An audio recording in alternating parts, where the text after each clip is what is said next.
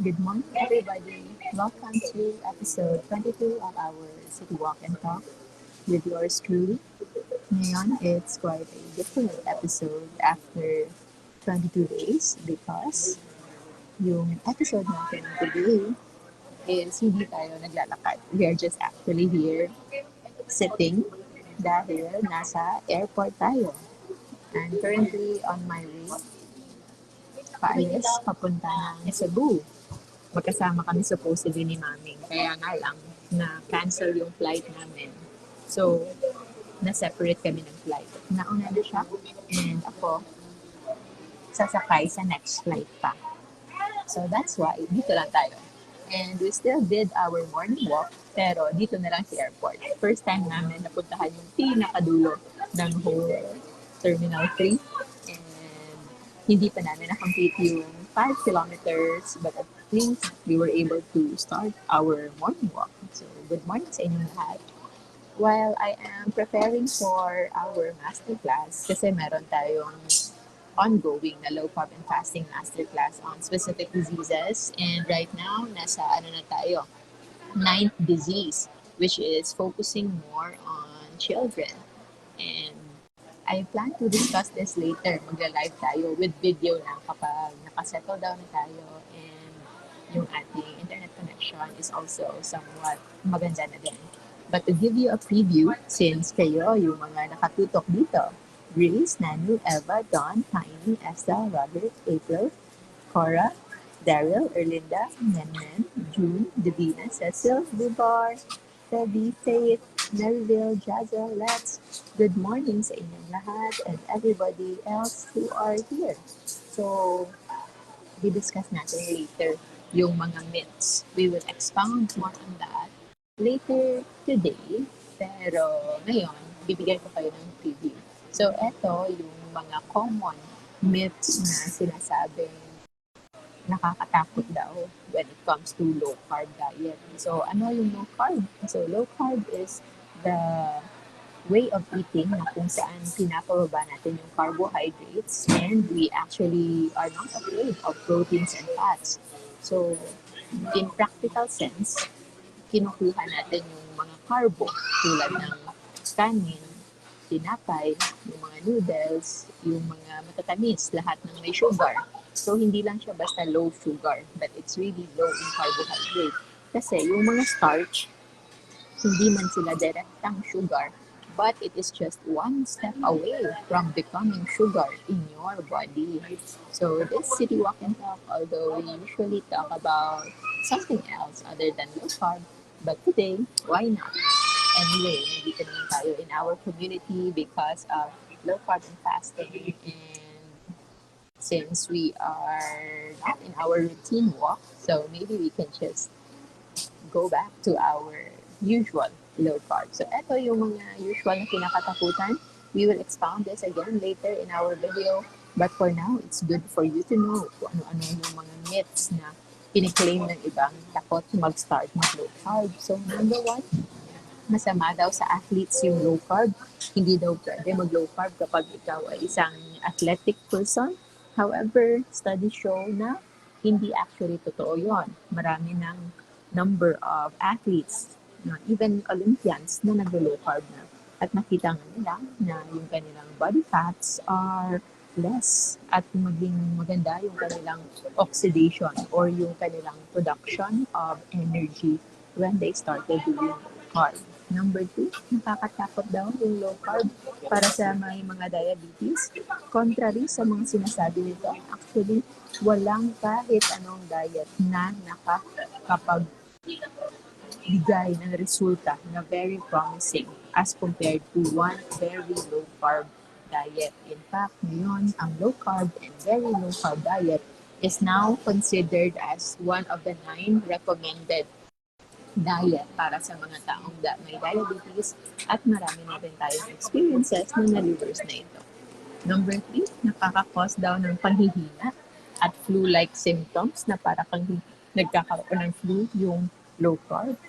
Sa simula, magkakaroon ito ng panghihina, sakit ng ulo, minsan sumasakit yung mga muscles, pero these are usually early sign ng hindi tamang pag-low carb at adjustment period pa because of sugar withdrawal. However, the moment na nasanay na yung katawan and merong adequate intake of electrolytes, yung transition period na ito nawawala and eventually just as easy as after 4 days or up to a week or two, nag-improve na yung mga taong nag-low carb and they can already see the benefits like improved energy, improved focus, nawawala yung inflammation at sa mga nag-monitor ng blood sugar, ito ay nag-i-improve din.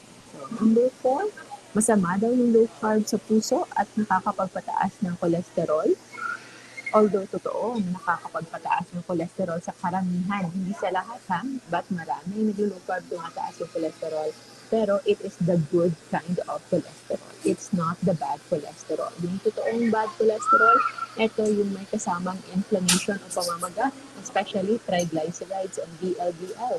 Pero yung mga HDL and large density LDL, they are actually not bad cholesterol. Tataas sila because you're already fueling on fats. Yung cholesterol na yun na mismo yung major na ginagamit na energy ng iyong katawan. So there's a lot of mobility, exchanges ng mga fats within your body because yun na yung primary fuel mo at hindi na yung glucose. Number 5 would be nakaka-cause daw ng pag-pimples yung low carb. So, nakita sa studies na yung totoong main culprit is actually the sugar, hindi talaga yung taba.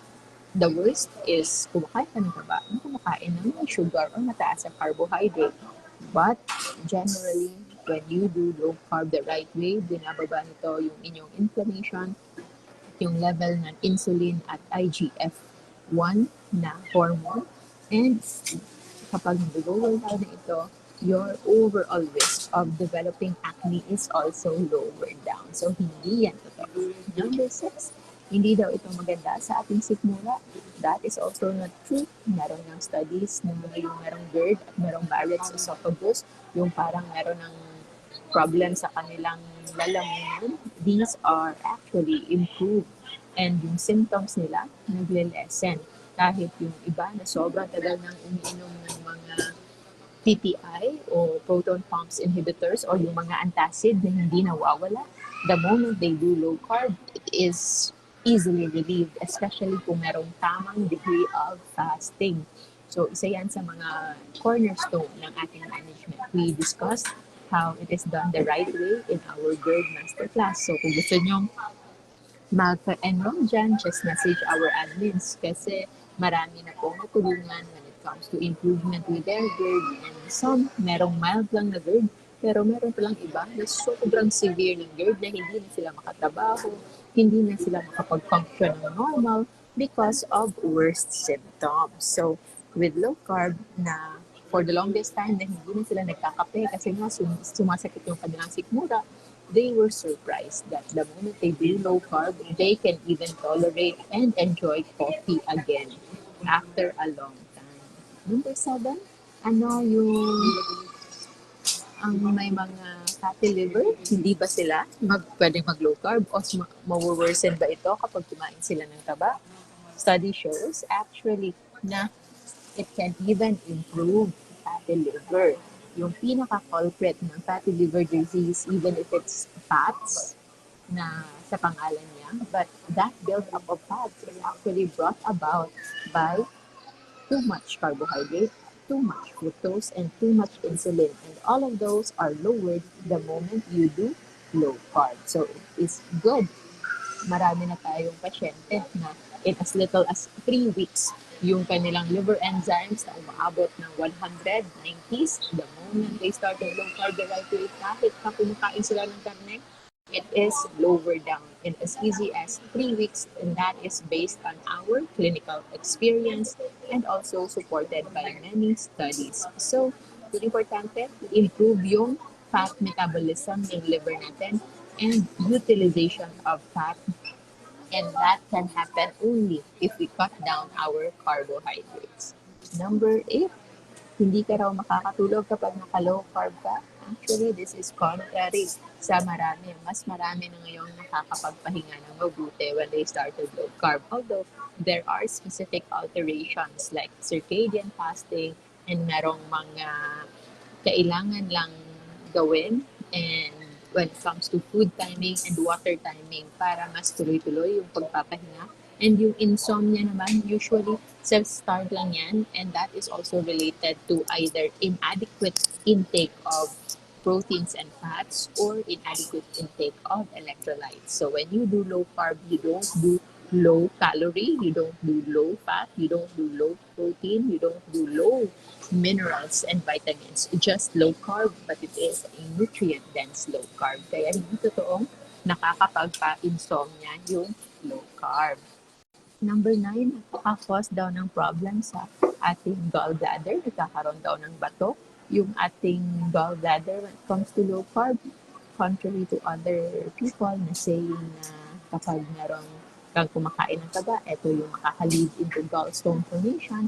This is actually not true. In fact, higher fat can prevent gallstone formation. Totoo po yan because gallstone formation will happen if there is no movement, no activity in your gallbladder. At no activity in gallbladder is usually seen in low-fat diet kapag hindi ito na-replenish over time. Because of that, it has more risk of developing gallbladder stones. And of course, kailangan na tama yung pagkakagawa nito. We will discuss this also in our masterclass. If you wish to know more, meron po tayong gabay dyan on how to do it the right way. Number 10, hindi daw maganda yung low carb for long-term management. Actually, based on one meta-analysis, kapag ang tao naka-low carb, mas hindi na ito bumabalik pa. Unless, of course, merong mga small instances that they've had their own challenges, nag-relapse because of individual stresses. But generally, people who were able to improve in their low carb was able to maintain the weight and maintain the weight loss even for years. Kami mismo in our family, we are just maintaining for more than 3 years now. So we don't see ourselves going back to high carb. Number 11, hindi daw makakapag-stay on low carb yung mga tao kasi mahirap daw. That is actually very subjective because it's very dependent sa tao. And yung maganda with low carb, yung hindi lang yung pangangatawan nag-iba, pati din yung mindset. The cravings for food is actually less. And when there is less cravings in food, you are bound to actually maintain your lifestyle and make it into a habit.